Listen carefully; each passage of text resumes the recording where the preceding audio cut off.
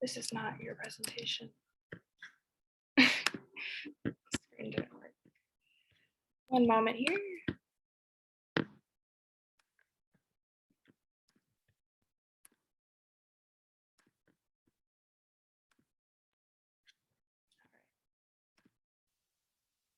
Hello all, my name is Sam Rosemark. I'm a student at the University of Minnesota Morris, where I also work in our offices of sustainability.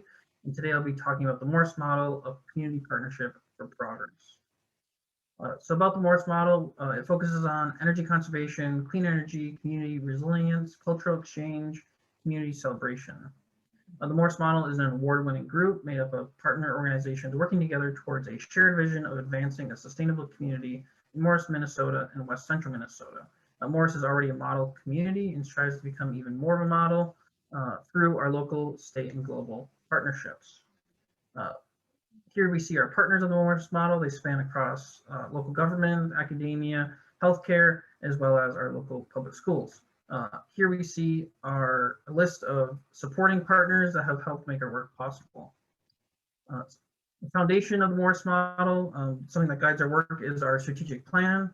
In 2018, we had a retreat with 30 plus community leaders and representatives from various organizations. And out of that came our 3 big goals, which the reps voted on and approved.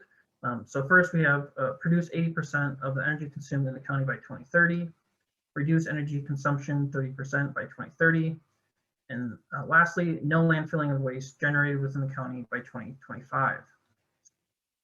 Within this strategic plan, there's 4 main goal areas: energy, transportation, waste reduction and recycling, and energy resilience education. Within those areas, we have a series of goals which inform our work. And then we also have the Morris Model 100, which is a list of 100 projects that the Morris Model team and partners have brainstormed.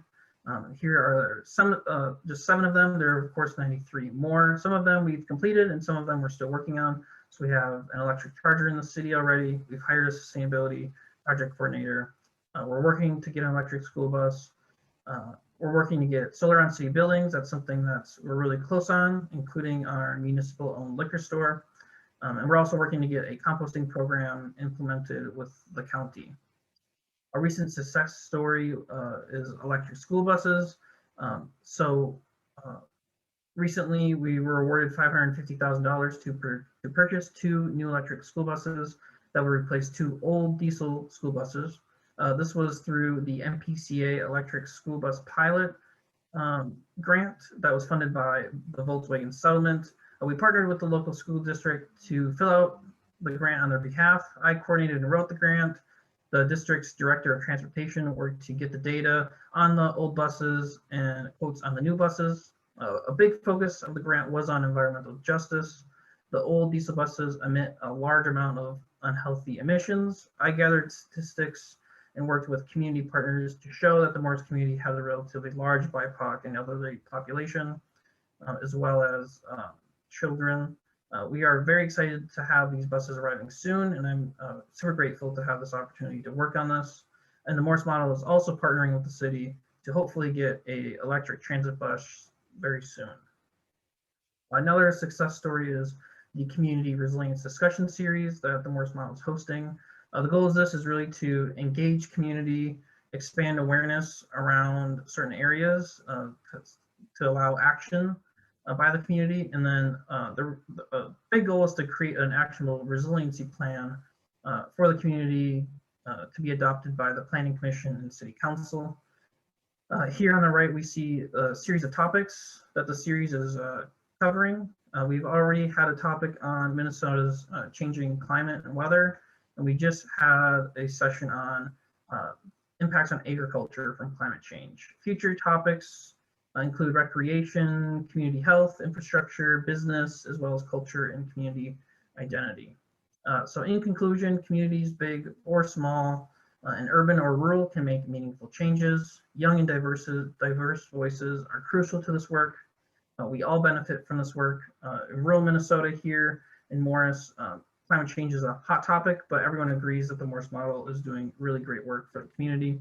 And relationships do matter. Without these partner organizations and the relationships we've built, we won't be able to do the work we've been able to do. So thank you for your attention.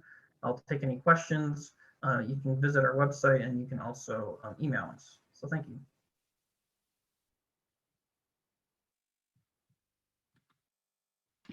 All right, we're free to open it up for questions now. Good job, Sam. Oh, do you want to go, Susan? No, it's all right. Okay. I have a question, but I don't have to go first. I was just curious about the community engagement piece that's happened, and One of my have you questions. seen that start to grow in terms of number of people and ideas off of what your initial 100 ideas and tasks are? Yeah, that's a good question. So for the Morris Model project or the 100 project, the Morris Model 100, Whoops, a series of his mic. Can't hear him. Yeah. Sam, we're having trouble hearing you. one sec.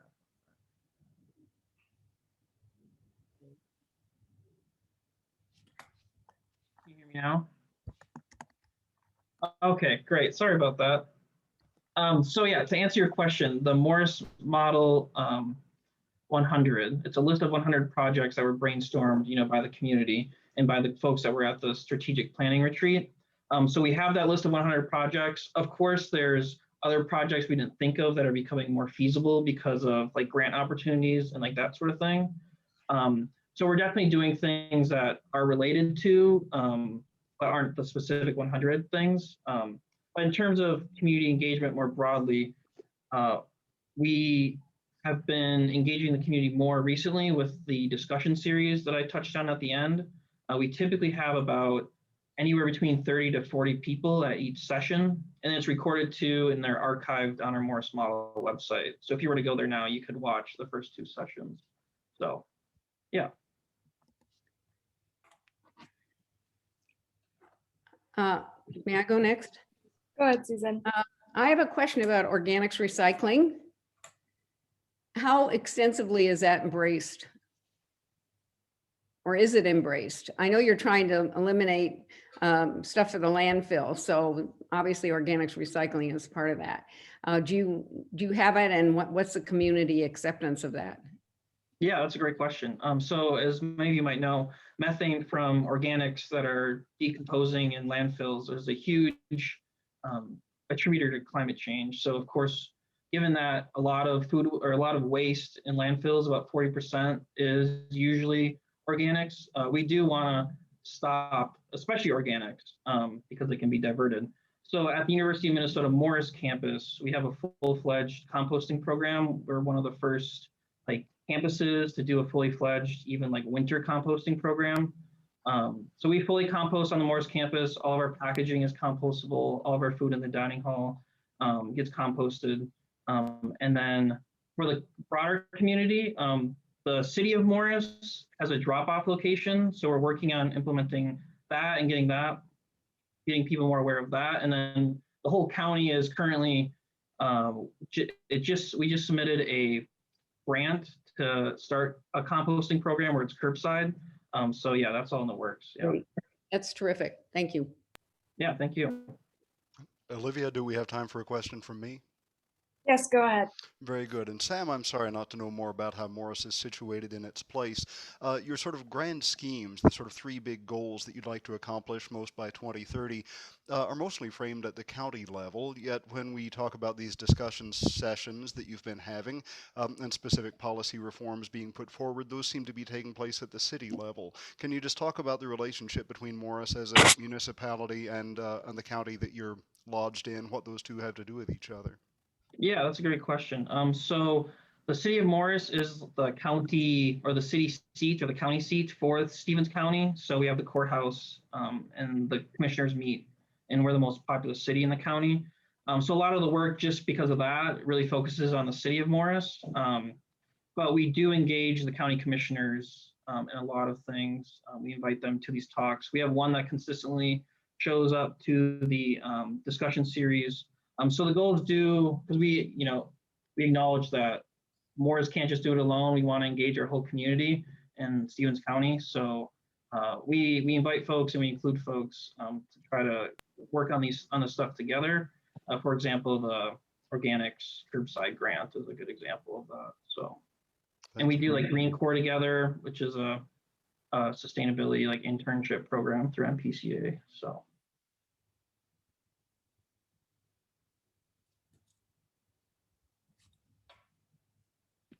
All right, that looks like it's time for questions to stop. Thank you, Sam, for your presentation. Thank you. Our next presenter today is Ulas Pathak, and I will go ahead and share my screen for your presentation.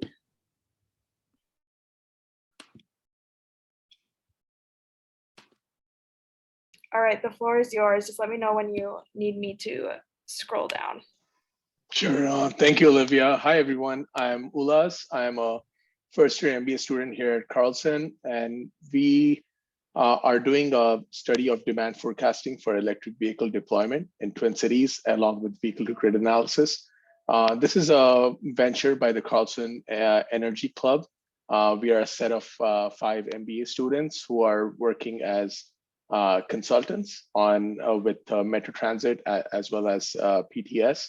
For the U to deploy the electric vehicle as compared to diesel buses. So basically a little bit about ourselves. We are a multidisciplinary team who is endeavoring to understand and model the full spectrum of potential benefits of using an electric bus, particularly as a grid-tied battery storage system when the bus is unused during the summer months. We would like to study this at the individual bus level and then scale it from there if the results are favorable. So some of the benefits of such an implementation that we are foreseeing are likely to be grouped in tiers with respect to their direct and measurable impacts in order to more easily evaluate all the expected benefits to a campus, institution, school district, or municipality. So a little, I'm going to keep it very short and sweet. So next slide, please. What we did was we did a cost benefit analysis and a demand forecasting. And we, after conducting obviously a fact-based analysis along with studies from vendors, different deployment schemes across the US in different cities, different states, and in Western Europe, we found that, and obviously serving vendors and transit systems, we identified 3 key focus areas where this cost benefit analysis makes total sense. The first is the total cost of operation. Running some numbers, we found that, there will be a total saving of almost $430,000 per electric vehicle bus as compared to a diesel bus. And this is over 12 years of operation. So usually for diesel buses and electric vehicle buses, 12 years is like a sort of a running or operational running time. The second was, which is the most, has the most social impact also, the emission reduction. So we saw that per bus, there'll be a net reduction of almost 220,000 pounds of carbon dioxide when it is replaced just in the Twin Cities area in the running scheme of the summer months and the long winter that we have. So as compared to a diesel bus. The third piece is very key, which not a lot of transit systems are deploying at the moment because of technology concerns. Very recent school bus has been able to deploy this, is the vehicle to grid deployment. So we are in talks with Xcel Energy, and we saw that the total saving will be $3,500 per year. So next slide, please.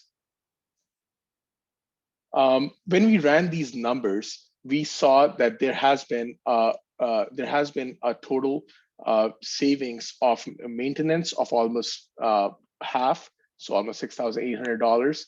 The fuel cost is less than 10%. The health cost is almost 5 times as more as diesel buses. The cost of carbon has been calculated based on the Biden administration's carbon cost schemes, and we see almost 1/4 the cost. When we did a cost benefit analysis for the energy versus fuel, we saw that there was going to be a 2 kilowatt-hour per mile based on the vendor's data that we received. So that brings a total cost of operation, which is very comparable. That too is only per year. We are not looking at the break-even cost.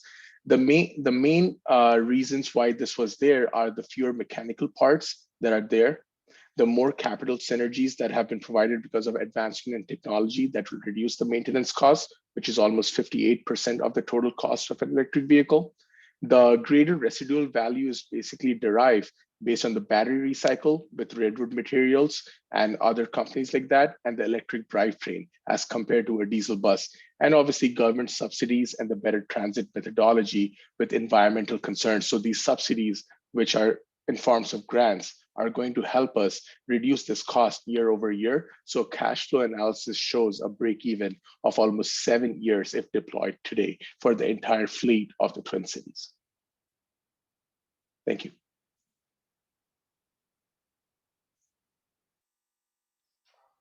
All right, thank you. Feel free to jump in on questions now. Can I start things off, Peter, here? Please go ahead. Thank you for a wonderful presentation. When you're trying to compare this kind of initiative to such initiatives in other municipalities, that's what you did, is sort of look at other electric bus deployments around the country or whatever. Obviously, when it comes to that all-important question of emissions reductions, the question on everyone's mind is where the electricity is coming from. You know, whether you are living in a community where when they plug in the buses at night or whatever, they're drawing on solar sources or wind or coal or whatever. How did you factor that into those kinds of calculation of just what the emissions reductions were going to look like? Is this a factor you kind of worked through? That's actually a great question, and we have been thinking about that. And that's where this vehicle to grid comes in, because we do not want to, when you think about carbon footprints, that's where it goes, like, is the energy source really making sense? If it's from burning coal and you're trying to save that electricity, is that really reducing the carbon footprint? So we are in talks with Xcel Energy, where they are trying to go into zero carbon emissions by 2030. So the kind of hydroelectricity, the solar electricity, and basically the wind energy during the summer months. And that's where this vehicle to grid value proposition comes in, so that we can store these buses, because our normal operation time is between 6 to 8 p.m. with the peak traffic of almost 20 million rides a year. And that's where how we are factoring this in. Thank you. That's great. A question. I assume this information will be very valuable to cities who are looking at how to replace their current buses and should they buy electric buses. My understanding is that the batteries for buses yet are not where they need to be for long-term sustainability.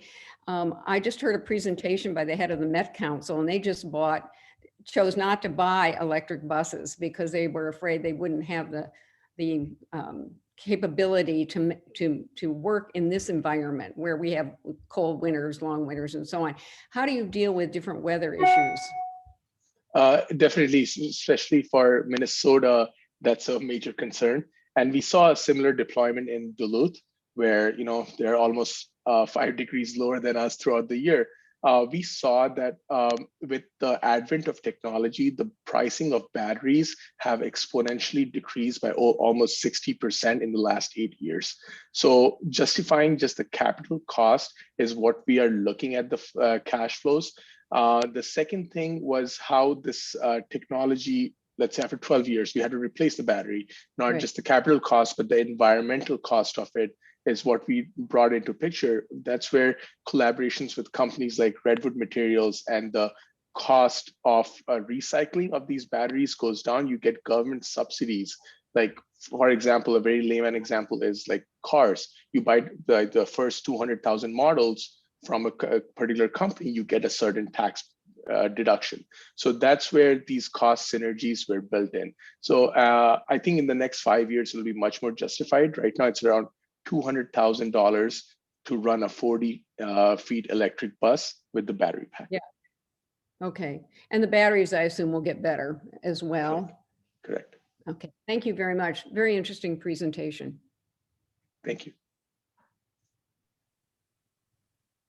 Yeah, great job. I was going to ask about the batteries too, and a second question escapes me right now, but just wonderful information. Thank you very much. Do we have time for me to piggyback on all that? Oh, Mary, go ahead. You can ask first. You're a Dodge. Okay. I just want to come back to this battery question. My wife, whom some of you know, Beth Mercer Taylor, my wife and I drove a Nissan Leaf, a fully electric car, for a long time. We have a plug-in hybrid right now. And it's true that once you buy a Nissan Leaf in Minnesota, through the cold months, the efficiency of the battery, the storage capacity, and so on really does drop dramatically. And I would expect that trying to weigh this, I mean, I'm just picking up on what Judge Susan has said here, but I would imagine that there are ways in which this kind of thing you're describing works great in Houston and may just not work that great in Manitoba, and that, you know, Minneapolis is somewhere in the middle. Like, is that kind of dynamic becoming clear in the course of your work, that, wow, there are certain kind of limits to weather and stuff that where this would just stop working, or is it going to work everywhere, do you think? Actually, we did do the analysis. So a great example with Houston or LA, where the entire transit system has been converted, the batteries operate at almost 96% efficiency. But with the fluctuating weather of almost 5 degrees Celsius, we looked at the battery efficiencies fluctuating between 70% to 96%.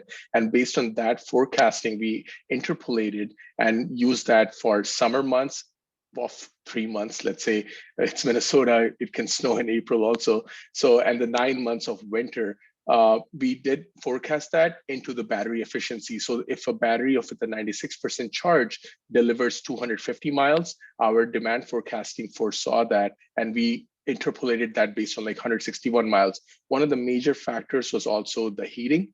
Will it be a fully electric based heating or auxiliary heating? So that factor also we built it into our capital model.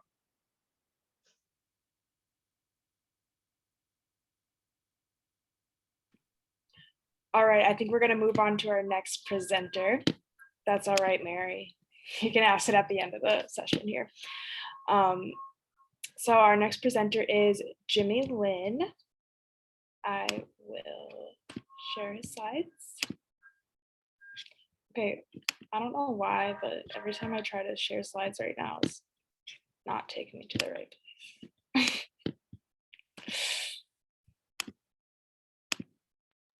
Let's see.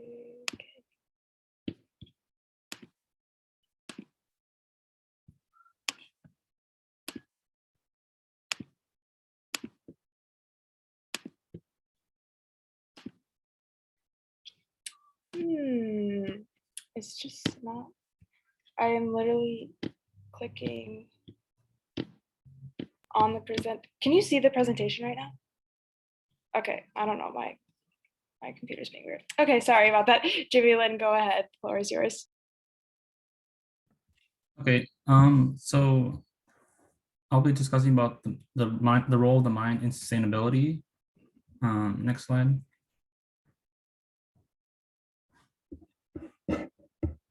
All right, so what is the human mind? So the mind is a mental model that represents our thoughts, feelings, and emotions. And so I want to discuss the role of the mind and how it differs from the brain, for example. So the mind is like a mental model that we use it's understood in terms of things like you can represent it in studying through cognitive science, for example, where you're able to understand the linkings of how you think through things rather than the physical aspects of like the biochemistry behind the brain, for example, which would be more in the realm of neuroscience, for example, and understanding how one approaches something through this lens lends itself to more understanding human behavior. Next slide. Yeah, so is new tech the solution? So as a student in the College of Science and Engineering, oftentimes I'll be talking with other students, for example, and we'll all be interested in things like the new technologies, like renewable energy technologies, such as electric vehicles, wind turbines, hydroelectric dams, solar power, nuclear power, for example, carbon capture technologies. So we're directly getting rid of carbon in the air, for example, and other new storage technologies. So this acts as a way that you can directly reduce the impact, but as I'll discuss in the next slide, it's not exactly a complete solution because implementation of these technologies requires an understanding of how human behavior works, which I'll discuss next. So next slide. Yeah, so the human brain, so oftentimes the human brain is referred to as like the most complex computing system known in the world. So there's many different ways in which the brain can impact the way of acting. So there's an importance of habits, for example. So one thing that inspired me when I was making this presentation was the idea of turning off your lights, for example. So when you leave a room, you have the cue of you're leaving your room, and then your routine is the actual deciding to turn off the light or choosing not to. And then you get rewarded from turning it off or turning it on, etc. And then whether or not you can change it is linked in part by your beliefs. So do I feel like I am able to change it? Do I believe that is important for me, or do I not think so? One thing that might stop people from choosing to pursue a new action would be perfectionism. So for example, oh, I can't change every single light bulb, for example. I can't shut every single light off every single time. Should I do it? If I do only one thing, I'm not able to do everything. Should I pursue it? And that's something that is a barrier. There's an impact of community. So beyond just the psychological impact, there's the impact of the mind of sociology. So if the community, if people in your community are doing it, you're more likely to do something about it because of the innate social aspect that humans share. And then one thing that's really important will just be mindfulness. So being mindful of your actions. So like, for example, going back to the example of turning off your light, for example, you would slow down and pause. That's one thing that I find useful, which is pausing before to see if whether or not you should do it, and you'll be aware to turn it off. Next slide. And then finally, just I want to talk about whether or not the impact of public policy. So whether or not be a top-down approach, should the government be doing it? So public policy, so the government subsidizes renewables, for example, that would cause a top-down pressure behavior. When it comes to sustainable development, understanding your audience, for example, there's a concept with linguistic relativism. So the language you use, so talking to people who don't believe in climate change, for example, and framing in terms of economic terms is a way to make it more effective. And then public information campaigns, so sharing normative information such as, 80% of people believe in it's a good idea to turn off your tap, for example. That way that'll make it easier. And yeah, thank you. That should be my presentation.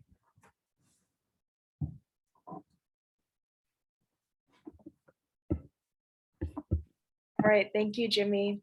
Does anyone have any questions?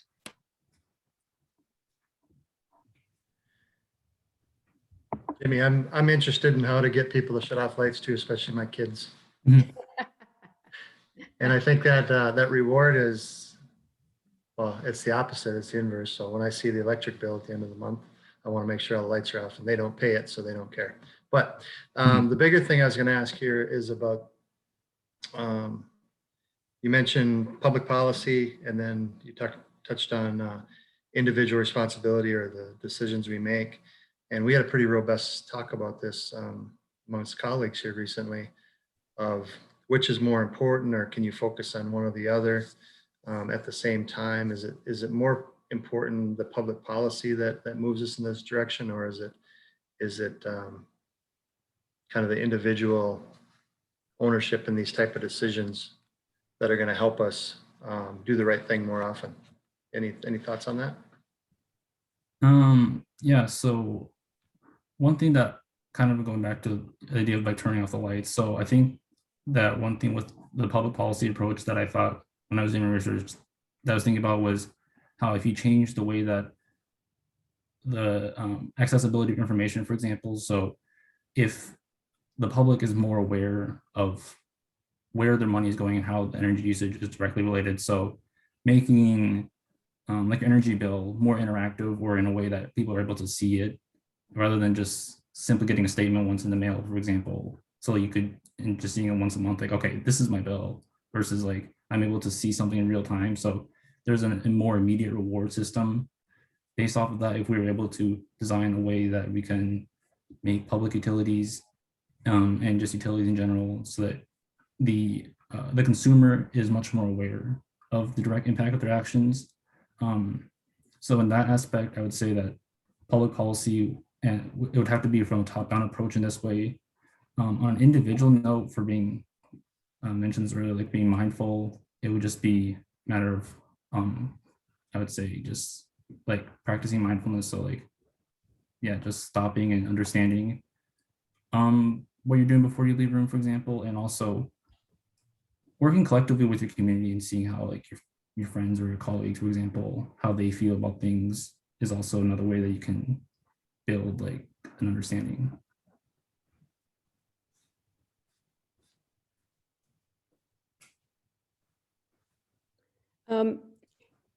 I've been told behavior change is tough. I certainly agree public policy is part of an important part of the equation here, but some of this is going to have to come down to individual changes.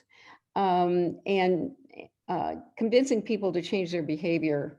One thing I've learned is that facts don't usually work, that experiences and stories can be very influential. What's your thoughts on that? What's the role of experiences and stories in getting people to change their behavior?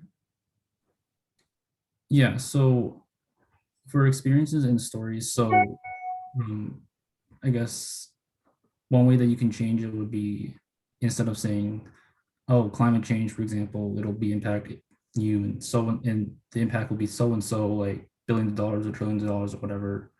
You can bring an example of, and this also harnesses community as well. So if you can bring an example about a local business person or like a farmer, for example, who switched to more renewable energy, and then how it directly impacted their lives. So that way you can bring it both just less technical and less theoretical, while also bringing the community aspect, and that should address both aspects at the same time. Thank you.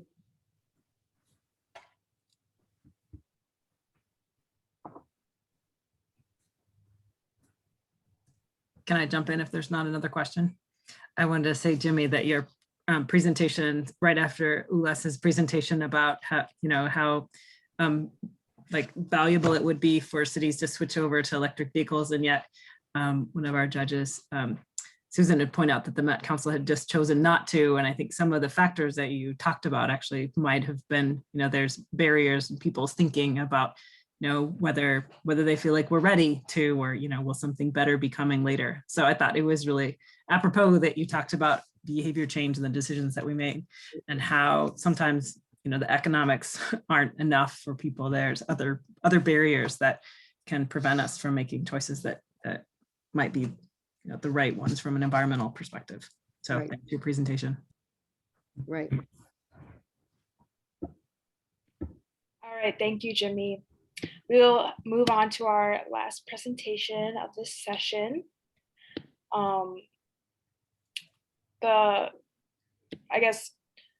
Tora is here as a representative for her group, so I will go ahead and share their video.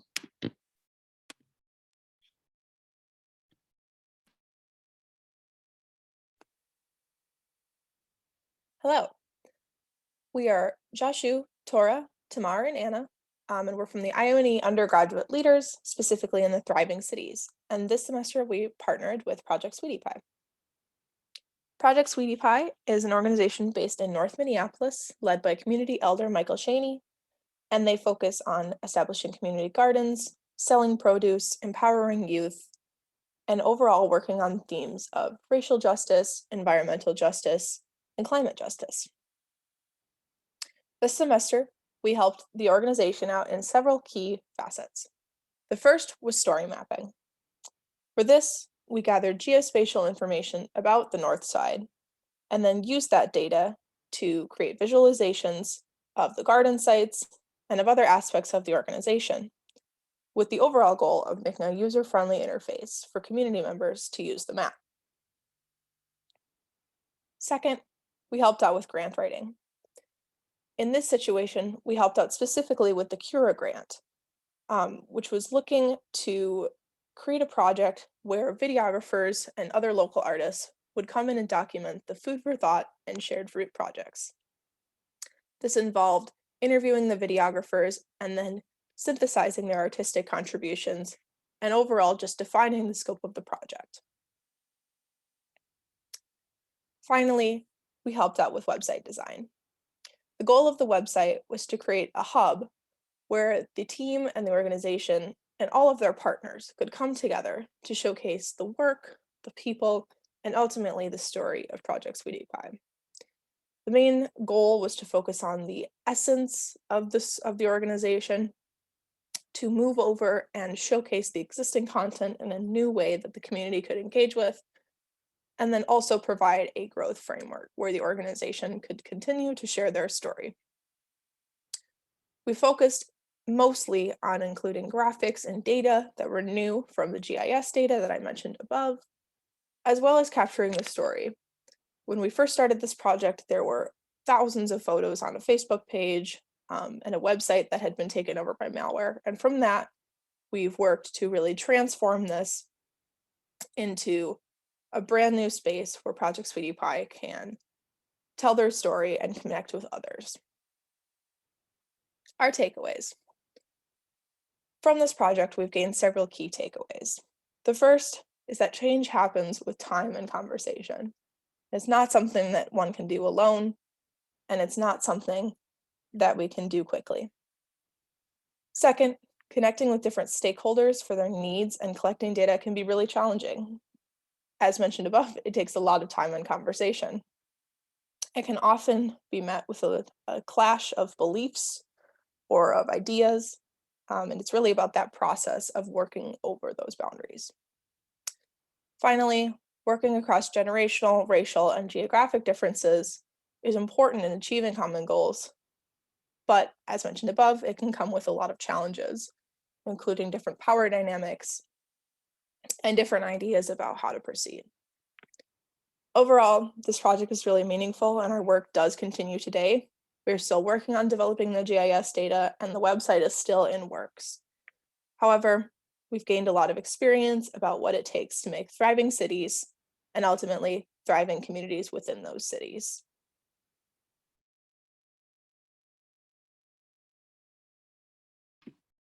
All right, it also looks like Xiaoshu just joined us as well. So they are open for your questions.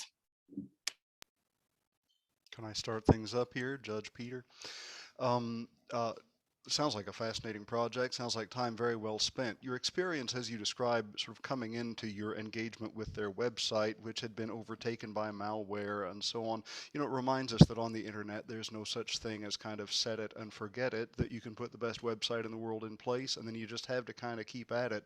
And I'm curious, like 4 years from now, 5 years from now, did you all sort of move through this with a vision for what the future of the own role in the maintenance of this website will be, or are you leaving them with documentation such that generation to generation the maintenance can go on, or like how are you thinking about just the maintenance of the website moving into the future past your own graduations and all that? Yeah, absolutely. So Anna, who cannot be here, was the primary team member who worked on the website. However, I got a little bit of exposure to her work as well, so I can answer that as best as I can. So one of the first priorities of the new website effort was actually switching the website to a new platform like Wix to actually sort of have like more support systems in place for the technical management of the website. Another aspect of it was kind of developing a stronger brand presence. So I know Anna mentioned in the video things like creating a new logo and infusing like more digital media in the website as well, to kind of like revitalize that aspect of the website.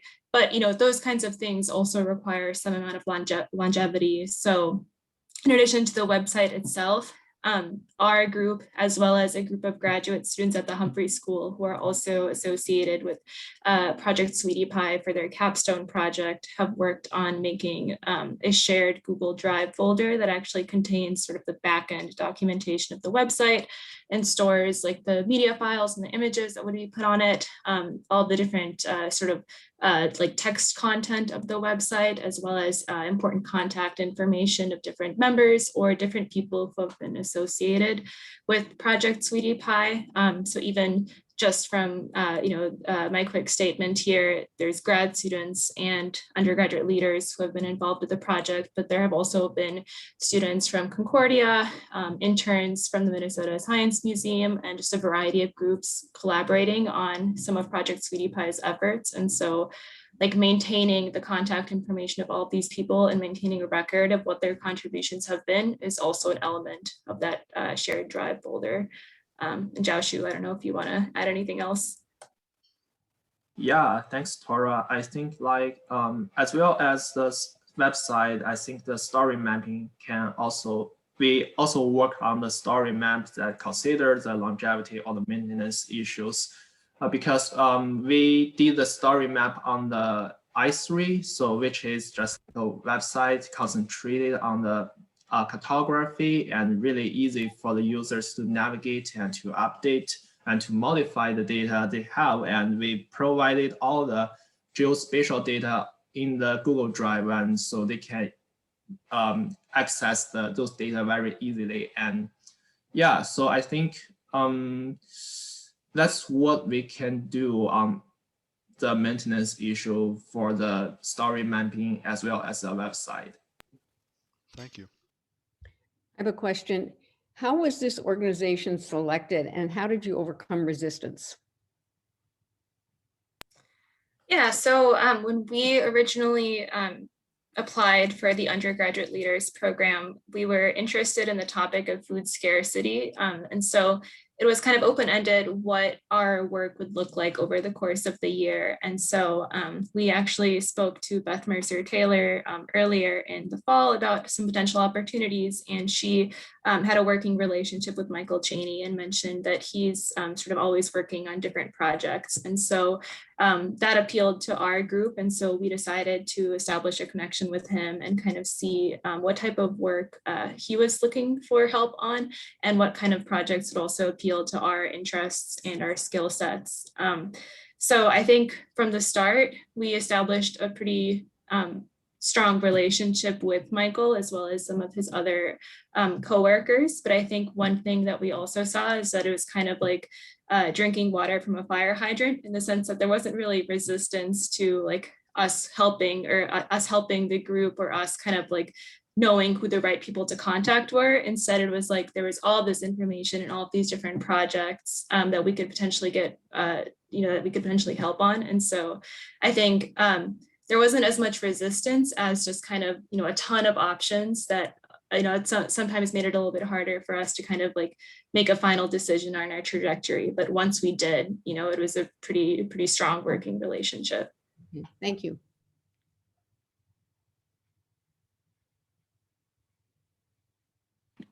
Time is up for questions, but it looks like we still have around like 8 minutes until 2:15, which is the hard deadline. So if you want to keep discussing and asking questions, feel free to do so.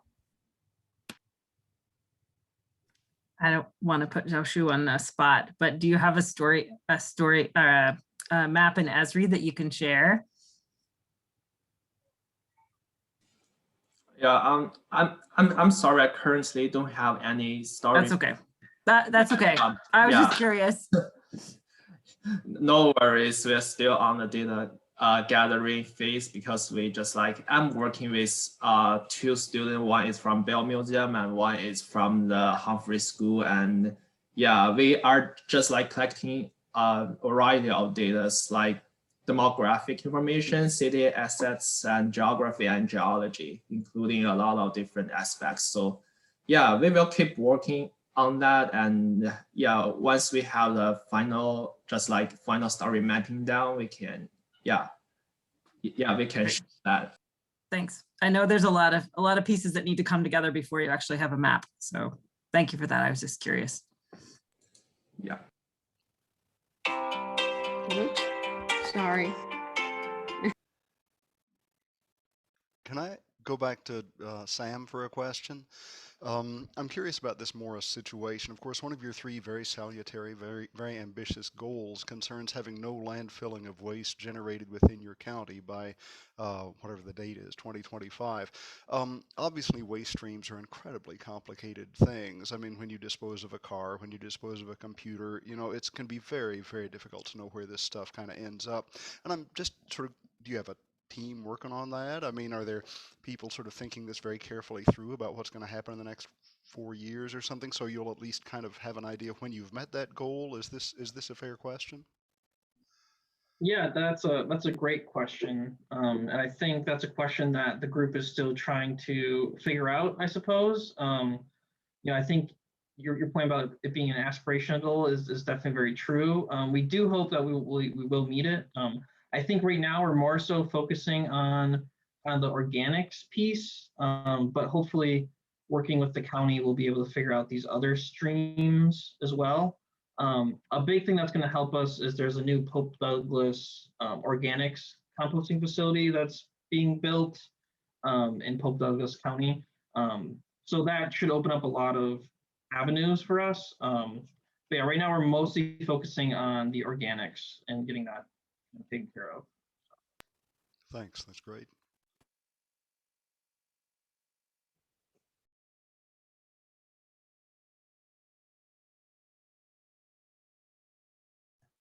I'm not sure if somebody's already taken a group photo, but that's something we could do quick before we wrap up. I would just quickly like to Sure. comment about organics, because I've been working to try and get more condo buildings in downtown Minneapolis to offer organics recycling. And there is resistance because of the smell, because of the fear of bugs and that kind of thing. But the biggest resistance is getting the individuals to do it. And so, it's fine to have the facility, but if people don't use it, so getting people to buy into why it's important to recycle their organics is a big part of the equation here. And that gets to the presentation on the mind and the brain and getting the buy-in. And I wish you luck, because I think it's very important. And certainly getting the place where people can take their organics is a key part of this, but also getting them motivated to do it. Giving people containers and bags for their homes is a big step in the right direction. And you might get the county to pay for that.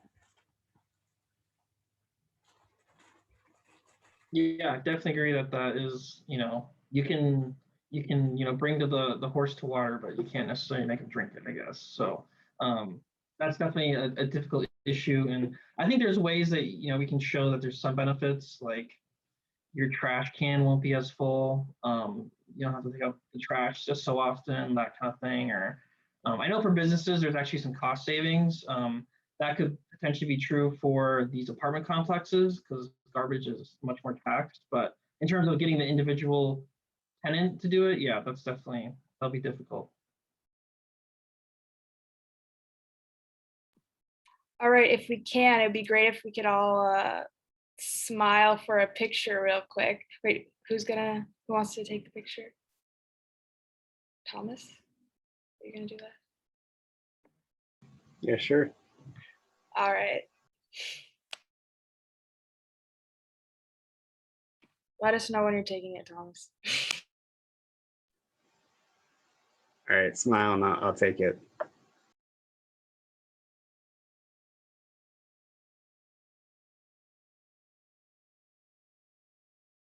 All right, I think I got it.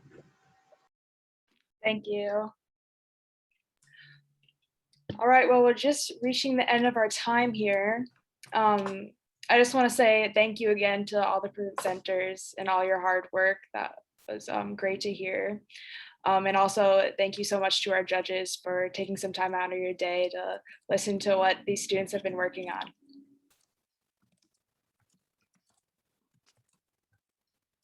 Just put a link in the thank you.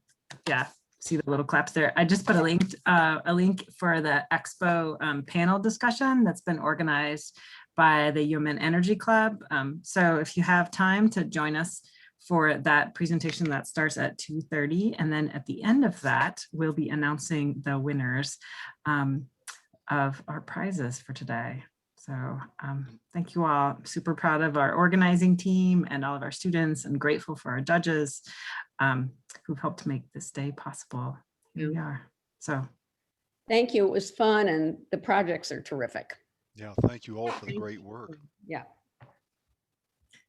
Okay, so bye. bye. Bye.